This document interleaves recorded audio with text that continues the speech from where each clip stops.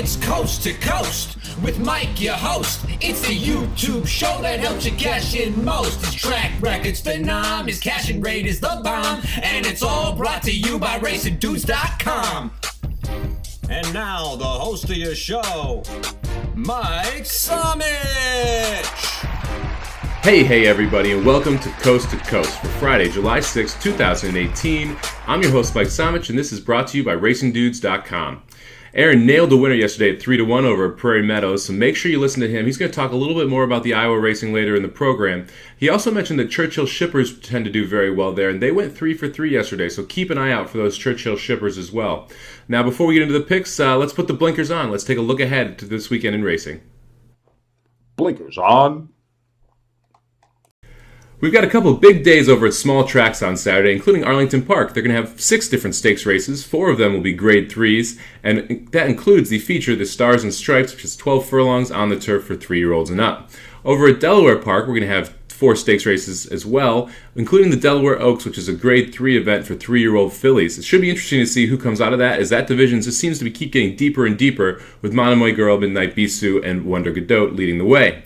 Over at Belmont, we've got 3 big-time races on a huge card of racing, including the Grade 1 Belmont Derby, the Grade 1 Belmont Oaks, and the Grade 2 Breeders' Cup Win You're In Belmont Sprint Championship. We've also got the Suburban, which is a Grade 2, and the Dwyer, a Grade 3 on that card, so it's going to be an awesome day of racing over at Belmont. Make sure you follow the weather over there. Friday morning right now, it's currently raining in Elmont, New York, and they're debating whether or not to keep the turf racing on or off. I'd assume you're going to see all these graded stakes stay on the turf so they continue to get their grade, but you got to keep an eye on that as you're handicapping the undercard as well.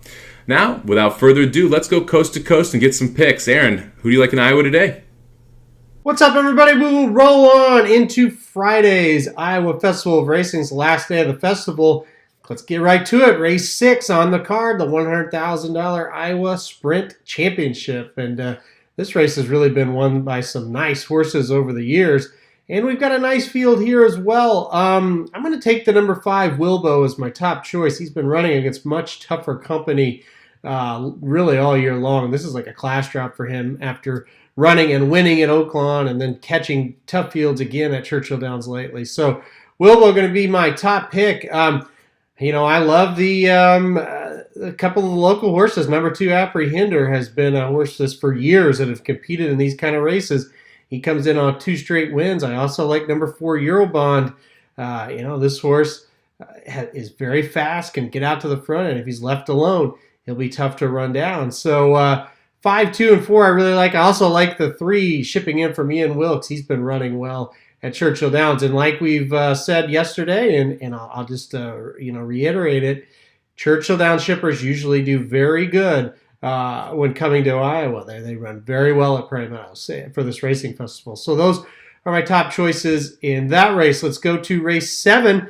It's the $250,000 Iowa Derby for 3-year-olds, and this is a race that has produced some nice winners in the past. Think about American Freedom, who won this race, went on to finish second in the Haskell and second in the Travers a couple of years ago. So, it wasn't that long ago that it produced a really nice horse like that. I'm going to go number 1, High North, with my top choice here. I don't know. I just have a thing for this horse. Won the $150,000 Northern Spur at this distance at Oaklawn Park very impressively. I just think if he gets back to that race, he can win. But you also have to take a hard look at number 5, Mr. Freeze, who's won a maiden special weight and an allowance at Churchill Downs. There it is, that Churchill Downs connection again.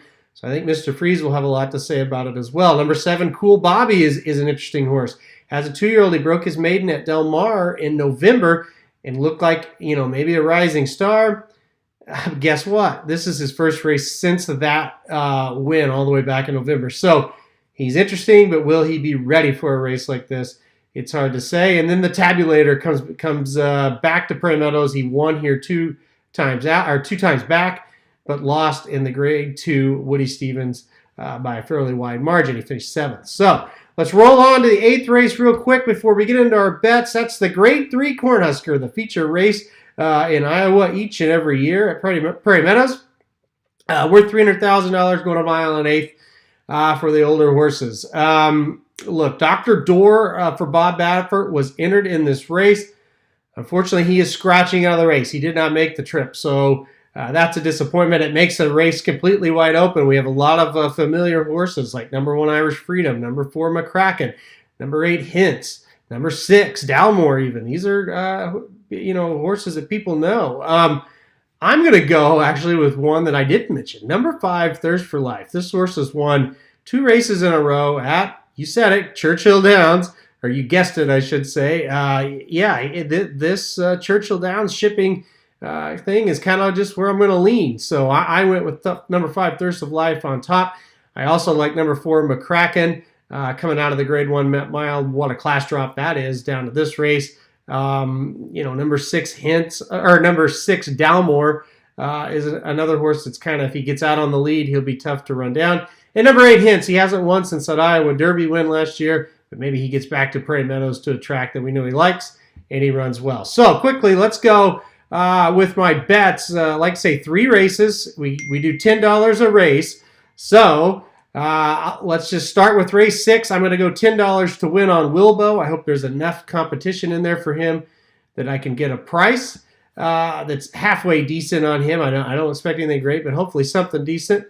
Race 7, let's go $10 to win on High North. I think you will get about that 5-2, 2-1 type of range on him.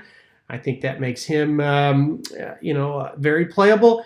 And then in the Cornhusker handicap, let's go $5 to win place on number 5, Thirst of Life. He's 8-1. That's why I'm saying, well, maybe let's do a place just in case he runs really well but just loses to one horse. But at least we can make a little bit of money probably on the place. So those are my 3 bets. It's been a lot of fun previewing the Iowa Festival of Racing. I'll be back Saturday to preview something. Haven't decided yet, but I'll be back probably, maybe looking at a race at Belmont, just out of a pure guess, because there's some great racing there. But hopefully you're playing Friday at Prairie Meadows, and if you are, good luck.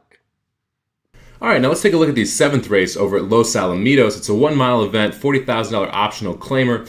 I'm going to go to the 9-horse Aquila. Aquila to me is really interesting because of who he's been facing in the last 2. If you look 2 back, he ran in the Grade 2 San Felipe, where he faced both McKenzie and Bolt d'Oro. Last race out was a $75,000 optional claimer, but the 2 horses that won and finished second there were Axeman and Calixman, were both very, very good horses. And Axeman has gone on to win a graded stakes since. So I think that's a really big-time drop in class here for the 9-horse Aquila. If you can get anywhere near 8-1, I think it's a great value on him. So I'm going to make him my top pick.